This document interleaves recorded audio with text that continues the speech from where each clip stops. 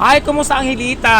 Good afternoon. Oo, kumusta ang binansagang diwata ng Quiapo? Ayan. Siyempre, ito maganda pa rin at mabili pa rin ang ating kaldereta. Oo. So, kumusta naman ang negosyo natin na kaldereta? Ito ba'y pinipilahan pa rin ba? Ay, oo. Actually, kakahinto lang ng tao no, dahil katatapos lang ng lunch. So, mag-i-start na nito mamaya mga 2 or 3 ng hapon, merienda naman. So, Ayun pa maliban rin, dito, ang Hilita, may merienda ka rin na mga binibinta na? Hindi, yung tinda nating kaldereta, ginagawa na rin nilang merienda. Kaya tuloy-tuloy ang benta natin. Imbis na kumain sila ng mga ibang pagkain Oo, sa merienda, dito kaldereta sila- na lang ang Yes. kanilang merienda. Ibig sabihin, yung kaldereta mo hindi lang pang-ulam, pwede rin pala Pang pang-merienda. merienda. Yes, So, darling. ayun, kakaiba ang kaldereta ito dahil oo nga naman, kung gagastos ka sa pagkain ng mga kakanin, dito ka nilang sa kaldereta, may kanin pa, mabubusog ka pa. Oo. Hindi pa, sulit pa, oo. Sulit na sulit. Oo. Matanong ko lang ang Hilita, bakit hanggang ngayon tinatangkilik pa rin ang kaldereta mo? Marami naman nagtitinda ng kaldereta sa ibang lugar. O halos katabi mo yung iba, may nakita ako, may gumaya na nga sa'yo eh. Oo, kaldereta rin ang paninda. Bakit yung sa'yo pa rin ang pinabalik-balikan? Kahit marami na nagtitinda ng ganito. Siyempre, bukod sa mura na, ay napakasarap talaga ng kaldereta natin. Never nagbago ang lasa. Ang ibig sabihin, hindi porke kaldereta dun sa kabila ay magkapareho ang lasa dito sa kaldereta mo. Yes, siyempre. Ah.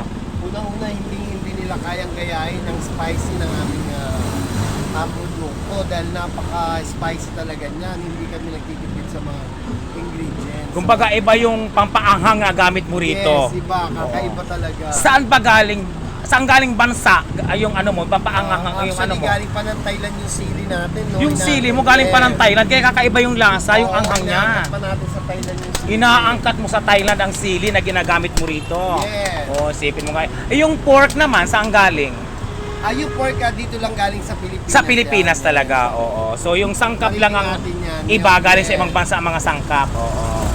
Bakit napili mo na sa ibang bansa umangkat ng sili kaysa sa Pilipinas na lang? Kasi sa Pilipinas, minsan yung sili natin hindi maanghang. Ay, ganun Kahit ba? marami ka na nilagay. Ay, ganun pala. Oo. Ito, maglagay ka lang ng 2 scoop. Napaka-spicy. Ramdam na ang anghang. Yes. Oh, so ayan. So dito sa kaldereta ng Hilita mga kasosino dahil yung kanyang sili ay galing pa ng Thailand. Yes, Oo. darling. Totoo. Dahil maanghang yung kanyang kaldereta. Oh, ito yung kanyang kaldereta, oh. Ayan, oh, ayan. Sauce pa lang, ulam na. Ayan. So sa mga nagtatanong kung magkano ang order nito, Sila pagpasok ko ng piyatin, doon sila na. magkano na nga bang order nito ang Hilita? Ganun pa rin, hindi pa rin nagbago price niya. 100 pa rin niya, may sama ng chowpan. Ayan. 100 pesos with chow pan. Ayan. Ayan. Kaldereta ni ang Hilita. Ayan. Nandiyan yung mga buto ng sili. Oh, ayan. Oh. Nandiyan yung mga buto ng sili. Papakalbuli ako doon. Sa isang kawang ganito, ang Hilita, sa tsansa mo lang, mga ilang order na ubus mo pag puno ito? Siguro mga nasa 70. 70 orders na ganito. Kasi 30 kilos yan. Oh, 30 kilos ang laman ng kawa. Ay, kasi.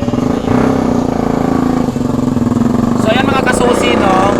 Pag naubos pa lang isang kawang ito, nasa 30 o 70 na order pala, ayan. Kasi 30 kilos yung pork na linuto niya, ayan. Citizen ta.